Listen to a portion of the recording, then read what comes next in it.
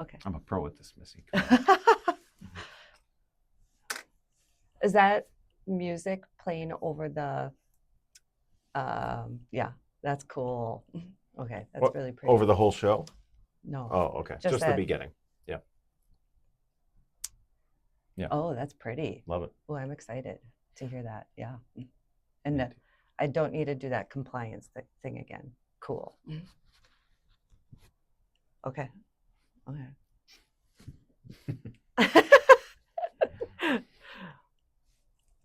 We haven't done that, yeah. Yeah. You ready? I'm ready. All right. Hello. Hello. How are you? I'm great. How are you? I'm good. Good. Yes.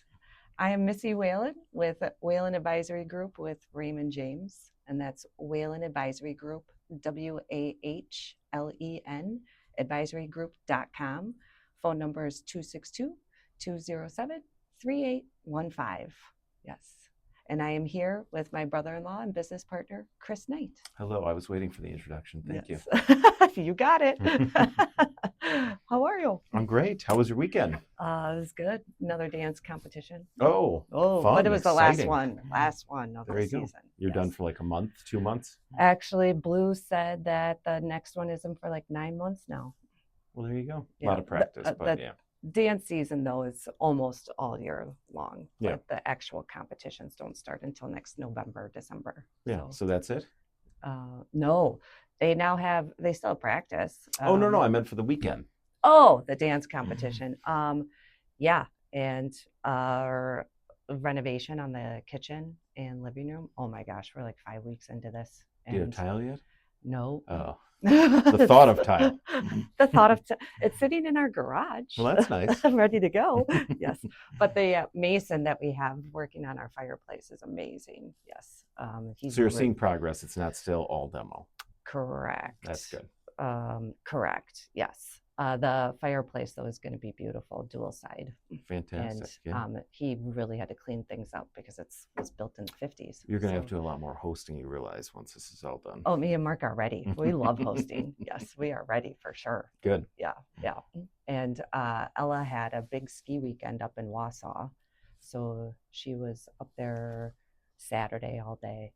Oh, nice. I didn't realize she was into skiing. Yeah, she's I forget what it's called, Sunburst or sure, yeah, I think that's where she skis. Yeah. But yeah, she had a big ski event up in Wausau, and she says it was really cool because she didn't need her winter coat. Yeah. I asked you last week what she was into. I didn't realize she was you just said that she was into performances and things like that. I forgot. Okay. She's into skiing. Yeah. So she skis pretty regularly.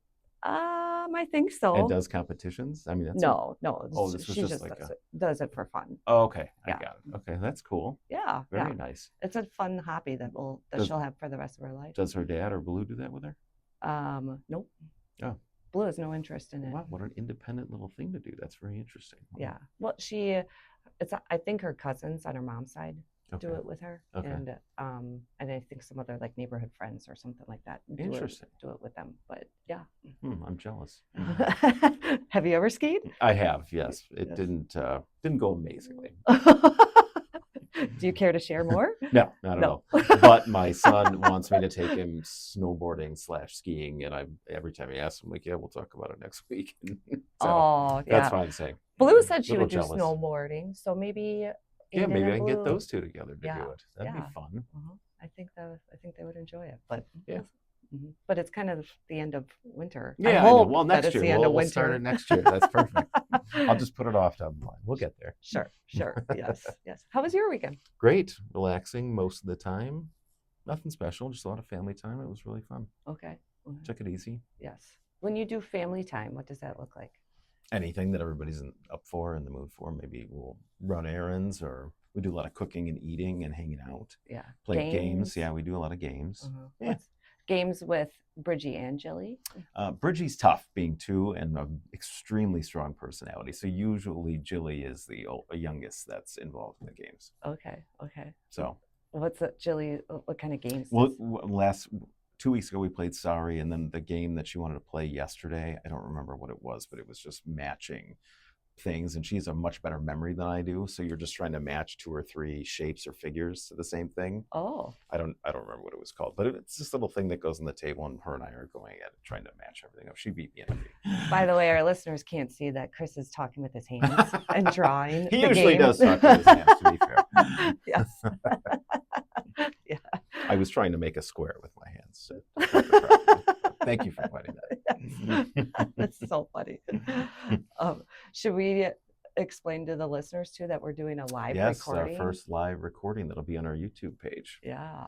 Wahlen Advisory Group on YouTube. So we have to be careful on what we say, that it can't be recorded and cut out by our producer, Justin. Well, I am going to have to learn to do at least a little bit of editing. So we'll see how it goes. And hopefully, more importantly, we don't run into that issue. Now I wish you wouldn't have brought it up, because it's more likely to happen. Yes, but we'll see how it goes. We will, yeah. And we'll get used to it. Yes, exactly. Well, good. Do you have any insights for the markets? I was hoping to get your insights on the market and tariff updates and everything involving the geopolitical conflicts. And so what's really interesting about all this is markets in general just don't like uncertainties. And at the beginning of the year, I was explaining to clients that it's normal to have volatility throughout the year. We actually talked about that on the show too. Yes. And so a 5% drop in the market is supposed to happen about 3 to 5 times a year. And then a 10% drop in the market is supposed to happen about once a year. And a 20% drop or greater is supposed to happen every few years. So as far as normal ranges of volatility, then there can be different things that cause the dips and the corrections. Again, dips are going to be that 5% drop. Corrections are going to be that 10 to 15% drop. And right now, I don't think we're close to a dip, but we are starting to see some downturns in the market. And even if it does get to be a full-blown 5%, that's normal. What's causing it is obviously the Iranian conflict then. And because of the uncertainties as to how that's going to play out, that's what's causing the market. Do you think it's more the conflict or more the worry about oil prices? All of it. Yeah. And the hope is that this is going to be short term, meaning just lasting at most another 3 to 4 weeks. But because of the uncertainty of that, we just don't know how then it's going to be affecting oil prices, therefore affecting our economy. We don't know exactly how many more lives are going to continue to be lost too. That always causes a lot of anxiety and a lot of fears for Americans, for investors in general. And that's a global issue. Markets globally are dropping. Yep. So prayers and our hearts go out to all those that have lost family members and friends in this conflict, because it's definitely not easy. Absolutely. But then as far as oil prices, so what I learned in doing research in this is for every $10 that the price per barrel increases, it increases our gallons by when we go and fill up for gas, it increases by a quarter, so 25 cents per gallon. So every 10 on a barrel of oil. Interesting. Isn't that? Yeah, very much so. Yeah. So I guess what questions? And then you would probably add tax on top of that 25 cents as well, because every state obviously has the different tax. So for sure. And then you have to figure out why is Exxon more expensive than the Clark station? Why is BP and Exxon, why are they almost the same prices? And it's because of the quality. And then also too, you got to factor in profits. They have to be able to make money too. So you wanted to read a piece here? Yeah, Raymond James has this really nice piece. It's a Q&A with investment strategy dated March 9th. And what's the latest on the market? And there, again, it's just a global widespread of market volatility. So it's not just our stock market that's starting to drop a little. It is almost every country's stock market is dropping. Mhm. Not all, but almost all. And this is where I learned that the effect of 25 cents per gallon is the increase for every $10 per barrel. And then could the conflict alter the trajectory for the Fed's policy? And in this piece by Raymond James, it says the short answer is no. But again, it just also depends on how long this all lasts and what we need to do to resolve the issue. So we'll see. We'll see. Yep. The bottom line, though, is that while volatility may persist in the short term, investors are best served by being disciplined with their long-term goals. So for now over 10 years, I've been explaining to clients, we don't play politics with our portfolios. So I don't change investments in the midst of volatility. We instead just stay the course, provided that is in the best interest of the clients and the long-term goals. And educating clients on in times like these, maybe we wait a little bit longer, maybe now, but everything's kind of on sale now is the way that you look at it. Yeah, the market's down. So if it works for your long-term goals, it's a great time to be buying. Naturally, your brain just doesn't think that way, but the way you explain it works out very well. Yeah, because when the market's down, you're able to buy more shares. And I explained, like if you were to see your favorite ice cream on sale at the grocery store, you wouldn't be like, ooh, the price is down, I shouldn't buy. Instead, you're actually going to buy more. And it's the same idea with the stock market. Because you're always worried about how low is it going to go. That's what the retail investor thinks. Yes. And a lot of clients too have pointed out to me that when they see their statements showing a lower value than the previous month, well, it's just on paper. And so they have only realized the losses unless they sell.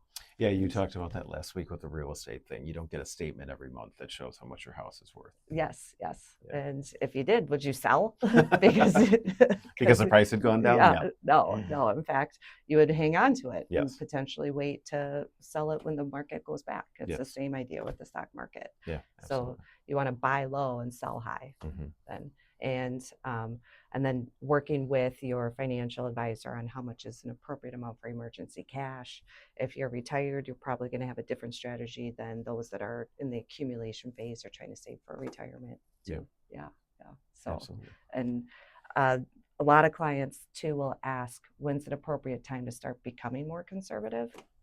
And I would say, of course, the number one answer is it depends. It's not a one size fits all. It depends. A lot of my clients aren't used to bonds, and so for them to retire and go through that transition phase, to add bonds to their portfolio when they're not used to it, a lot of them don't want to do that. Sure. So instead, they will ask more questions about adding large cap value stocks, so dividend paying stocks to the portfolio. Usually dividend paying stocks tend not to be as volatile as growth stocks. So growth stocks are companies that take their profits and throw more into research and development and expanding their products and services. Whereas dividend paying stocks, these are companies that will take their profits then and share them with the shareholders. A lot of them have already went through their growth phase and now are in stability maintenance mode.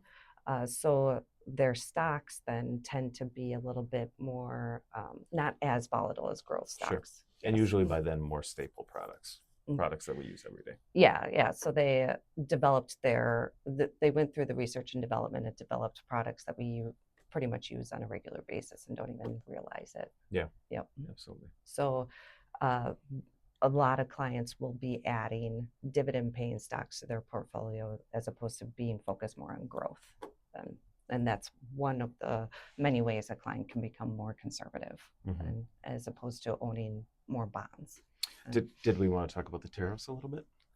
I don't have an update on the tariffs because I mean what we could say is, because the Supreme Court came back and had said that the method that Trump had used to implement the tariffs was not under his power. Correct. And it needed to go through Congress for these kinds of tariffs and how it was implemented. I thought the Congress. last update was though that he could do a flat fee, keeping everything the same with everybody. So that's the way around it, is as long as The workaround, yeah. yep, as long as he keeps has a set tariff for everybody, then it's within his legality. So you did have a tariff update. There you go. Yes. So, and tariffs affect imports and exports, which then imports and exports are a factor in GDP. So GDP is gross domestic product, and GDP is used as a way of measuring how an economy is growing. And so healthy GDP is about 3 to 4%. A quick booming GDP would be considered about 5% or greater. Yeah. Slow GDP is 2% or under. And so there's different factors that get thrown into a formula for determining GDP, and trade is one of those factors. So when we look at imports versus exports, we've been in a deficit, meaning that we import way more than we export. We've been in a deficit for decades. And so that's not anything new. But the rate of which we are importing versus exporting, that the rate of that deficit can affect GDP. And that's what we experienced back in 2022, was the trade deficit was so large where it caused GDP to be negative. And so that's the fear right now, is, are we going to be able, is the trade deficit going to be that drastically affected and cause GDP to be negative? In 2022, was that caused mostly by COVID slowdowns of supply chain issues? Sure. Yeah. So one of our biggest exports is cars, and we couldn't get the mini microchips to be able to manufacture our own cars. We couldn't get them because of supply chain issues. So but we were importing a lot of other goods then. But because we couldn't manufacture our cars and get those to be exported, we were importing way more than we were exporting. Minivan shopping in 2022, I learned that whole process. I didn't realize how bad that was until a guy at a car dealership explained it to me. Yeah. That they were waiting on. He said, "You'll if I put you on a waiting list, you'll wait 2 years for a Toyota minivan." So I had to go down to Illinois to get a new minivan for Kathleen. Oh, so you have a minivan in your family? Oh, yes. Look at you, the typical American family. I remember when Kathleen got it, was like, I got my dream car. I was like, I never thought that she would ever own a minivan, but here we are. She looks good in it. Yeah. It's all good, and the kids love it. So yeah, got the little TV that drops down. They're happy. I drive a Palisade, and I think that's like the new minivan, because everybody has a Palisade right now. Or a Tahoe. I see those everywhere. Yes. Yukon, yes, all that stuff. Yeah. So GDP, the last recession that we had was technically in 2022, because we had 2 consecutive quarters of negative GDP. So Q1 and Q2 back in 2022, those 2 quarters were negative for GDP. So that was considered a recession. And the stock market had bottomed out at about minus 25% come June, and then had started to slowly recover. For the year, the market had ended at minus 18%. So that was the last bear market that we had, in last recession that we had. So are we in line for another recession or another bear market? So now we're into 2026. It's a little early yet, and we've been in our expansionary phase of the economic cycle, meaning that our economy is expanding, our economy has been growing, and we're still in that cycle. So it's not normal to have a recession in this wave, but anything can happen. Yes, anything is possible. So yes, so again, it's going to all come down to how our tariffs going to play out, how's the Iranian conflict going to play out, and there might even be something else that happens this year that might cause a bear market or a recession too. So Yep. Knock on wood, that doesn't happen. I know. The good news is, regardless of when the volatility happens and regardless of a recession, we have one of the fastest recovering economies in the world. So we are just so big, and when we look at our daily lives and the products and services that we consume without even thinking about it, we consume a lot. We're so big, and so we invent so many products too. It allows us to recover from economic downturns fairly quickly in comparison to the rest of the world, that is. So, and for us Americans, it may feel like it takes forever to make a rebound or a comeback, but everything negative does. Yes. So, well, it's just a waiting game from here. So years ago, before I even became a financial advisor, my parents used to listen to talk radio all the time. And I remember listening to one of the guys, and he's like, "Oh, market's down. I gotta make sure that I sell." And that was in my head before I became a financial advisor. And then as I got training and started building portfolios and started working more with the stock market, I was like, man, that guy did a disservice to Americans, like announcing on the radio to sell because the market's down. I told you, you really had to reshift the way I think about a lot of things. Yeah. And the health of the stock market, because when we like what a stock is it's being part owner in a company, and so it's the asset balance sheet that really matters, and it's the quality of the company then that really matters. And what determines the quality is the cash flow, how profitable they are, what kinds of products and services do they have, and what is their business outlook, what hiccups do they run into, different and then I explain to clients too that different sectors are going to be doing different things at different times. So just because, like, for example, right now the technology sector is down doesn't mean that the energy sector has to be down. Different sectors can work opposite of each other very easily. So just because the market is dropping doesn't necessarily mean that all stocks and all sectors are dropping. There might be some key sectors and key within there then key companies that are profitable. Defense right now. that are doing really well. So unfortunately, companies do profit off of war and off of conflict, but it's kind of, in order for us to have the resources to be able to get out of the conflict, then we need the companies to manufacture and provide the resources. So ugly things are necessary. So here we are. So just because the stock market is down in general doesn't mean that all stocks and all sectors are down. There can be some key winners, and we've got to sift out the gold nuggets. Yes. Well said. Thank you for that. Should give out our contact info again, please. Oh yeah, Wahlen Advisory Group.com, WAHLEN advisorygroup.com. Phone number is 262-207-3815. Yes. That was a fun chat. Okay. Was that it? Yeah. We breezed through it. That's the way it goes. It's so fast. We good? He's not even paying attention. Oh, okay. But yes, we're good because he has to add everything else in. So we're good. Okay. Oh, that was easy. It was fun. Okay.